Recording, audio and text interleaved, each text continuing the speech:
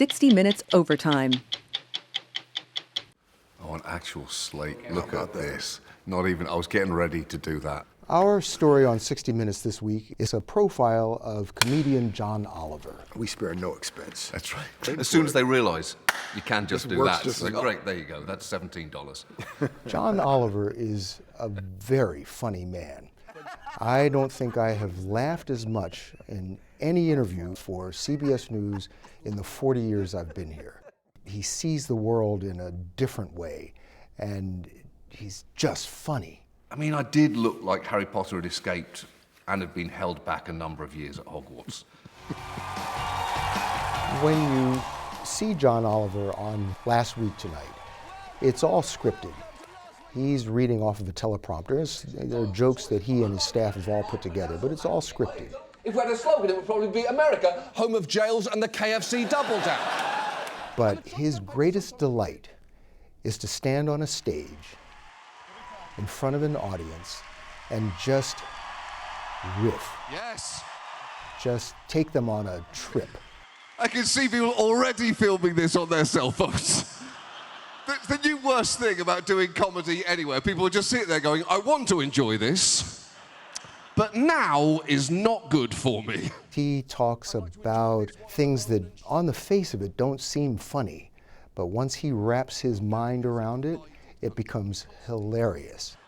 I've even heard it said that America has never been more divided than it is right now, which feels true until you remind yourself it is very much not the case. Because that claim does rather skip over the Civil War. We saw him at the Beacon Theater here in New York, and he told us when we were backstage, he's never more alive than when he's on stage doing live stand-up. This is relaxing. This genuinely is, and I realise that, you know, Please explain that. It's a pathologically troubling response, but this is about as calm as I get. Like, I'll be a little bit nervous beforehand, and then by the time I'm out there, everything will kind of fall away, and you think, oh, this is my favourite place to be. I'll be honest, my faith in human nature has taken a real pounding over the last decade. So what do you like about it so much?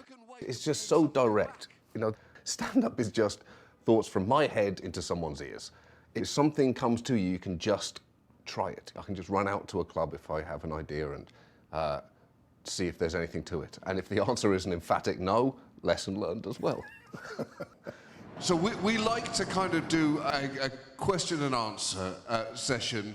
When we saw him at the Beacon Theater in New York, he was doing a set with Seth Meyers, his friend and other late-night comic. Oh, hill you die on. What is a hill you die on that the other person doesn't agree with?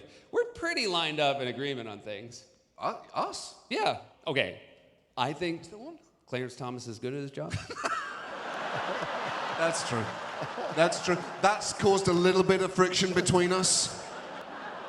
I think this is the happiest you are. It's the most relaxed you are. That's what I just said to him, and he looked at me like I was crazy. Yeah. Yes, this is as happy as I get. I feel like so terrible for the people who work with you every day, because when I run into them, I'm like, John's so laid back. loves to laugh. Yeah. I started in England, so I started doing stand-up, and then I did the Edinburgh Festival every year, as Seth did as well, and that was where I kind of learned how to do comedy through relentless annual failure. John and I have a great many failures. Yeah, it's the best. And you learn a lot from them. I I think John enjoys them the most. You enjoy them quite a lot. I do, yeah. As a stand-up, when you bomb a certain number of times, audiences lose their capacity to hurt you. If you've been humiliated 100 times on stage, the 101st time is just not going to register. So you've bombed. Have I bombed as a stand-up? Yeah. I think anyone who hasn't bombed as a stand-up either isn't a stand-up or is about to experience the biggest bomb of their lifetime. It's good for you. All right, I've been very frustrated that Colbert and Jimmy Fallon both have Ben & Jerry's flavors. And I, even though I grew up in New Hampshire, which neighbors Vermont, have been shut out. If our show had a Ben & Jerry's ice cream flavour, I think it would be called There Are Huge Problems with the Dairy Industry.